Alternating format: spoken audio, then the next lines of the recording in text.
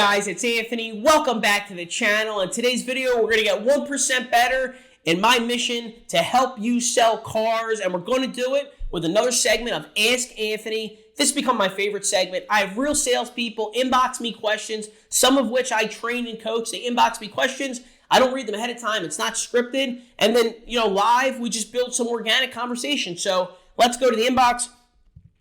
This question is from Eric. Eric says, hey, Anthony, I think some good questions would be like the most common we hear day in and day out. All right, so day in and day out common questions. Eric says, maybe I'll wait until the market gets better. Okay, so we've definitely heard this, right? Maybe I'll wait until the market gets better. So let's kind of unpack this a little bit. And you can deploy a bunch of different word tracks and you can make them your own, but let's fundamentally think about what message we want to relay to our customer first. So when the market gets better, what does that mean? Do they mean that new car prices are going to drop? Well, new car prices continue to go up year after year, right? So that customer that says, I want to wait and maybe I'll get the vehicle next year, you're going to say, well, that's the exact reason why you should buy it now. Because this same vehicle last year was X amount of dollars cheaper.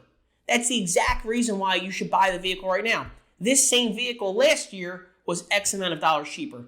The price of anything isn't going down. Everything's going up. Nothing's going down. And if we talk about get better, what does that mean? Well, let's say they have a trade-in, right? Let's say they have a trade-in. So they're saying to themselves, I want to wait till the market gets better and new car prices drop. Well, if new car prices drop, then so do used car prices. And if used car prices drop, so does their trade-in value. So, Mr. Customer, I know you want to wait until the market gets better. I don't envision it changing too much. If it were to change and new car inventory became less in demand, well, so would used cars as well. So if there's more new cars, that means the programs would be more aggressive because they want to be competitive across the market. And then if new car programs are more aggressive and there's more inventory, then used cars are less desired. And if used cars are less desired, then your trade-in is less desired. So it's all relative, right? It's all relative. You could say stuff like that.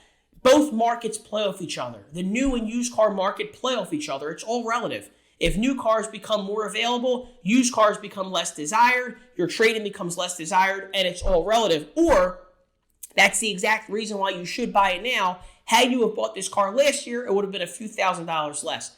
The price of everything is going up. It's just natural, right? If you look back at new car prices 20 years ago, they were much less. 20 years from now, they're going to be much more. It's not going to change drastically in the customer's favor. Now, we know maybe some of the adjusted market value and the addendums will change, but that's why we use these word tracks.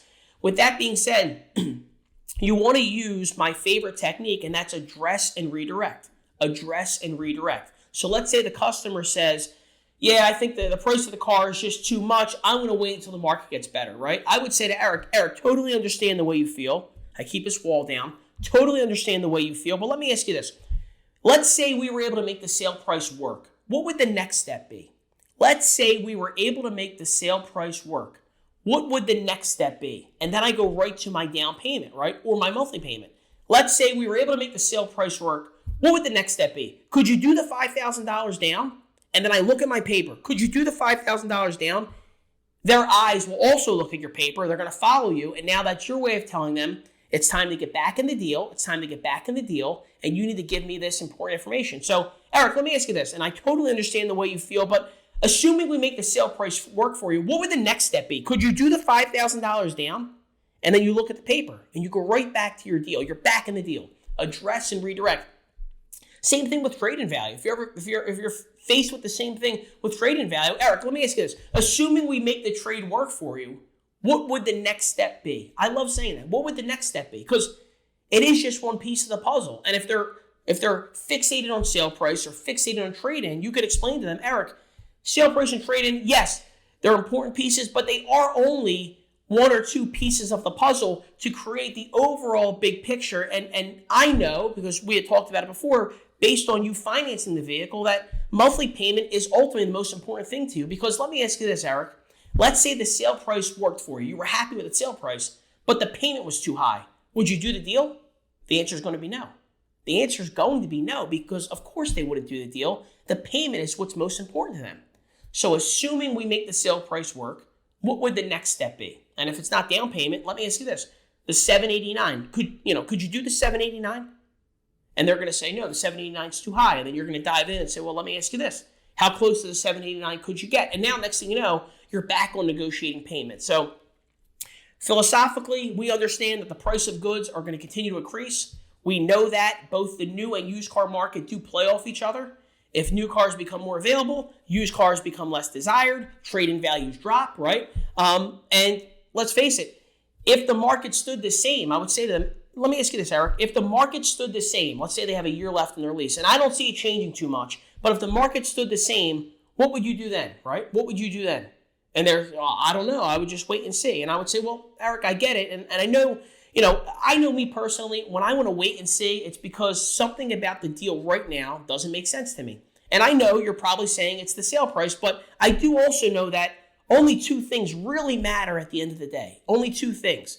Number one, what car is going to be in your driveway when you leave for work tomorrow? And number two, what's the monthly payment? Number one, what car is going to be in your driveway? Number two, what's the monthly payment? So I go back into what I call the two things matter close, right? I know I'm kind of rambling here, but this is organically taking a life of its own, which is great. You'll know how important or unimportant sale price is when doing your guest sheet, when doing your data intake. Because when I do my guest sheet, I ask Eric, your trade-in, do you remember how much that vehicle was when you purchased it? There's going to be a second of hesitation. There's going to be I think it was like, they don't remember because it doesn't matter. They definitely know what the car is they're driving. They definitely know what their payment is. The sale price doesn't matter.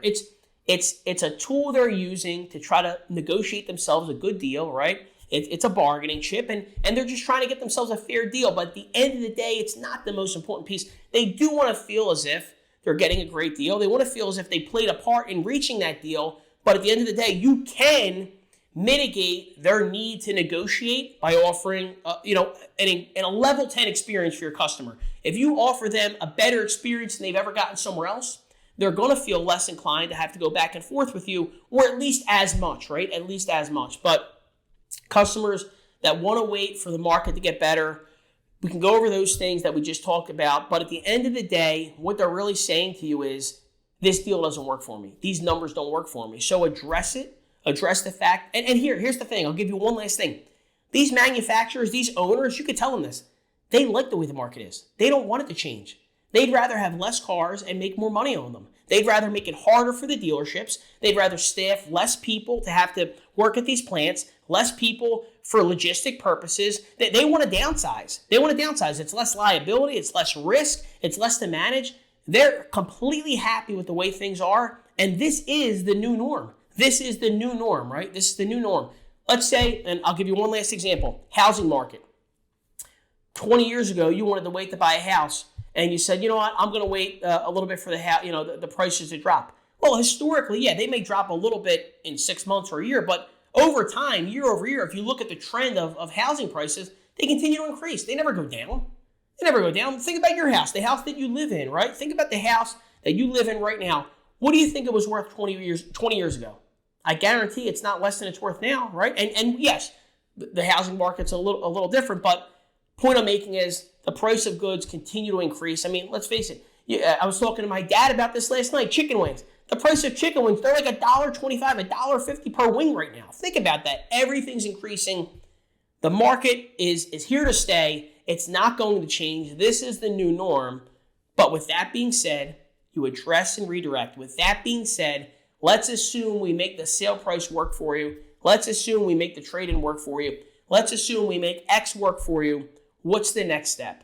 Could you afford the $3,000 down today if it meant making a deal?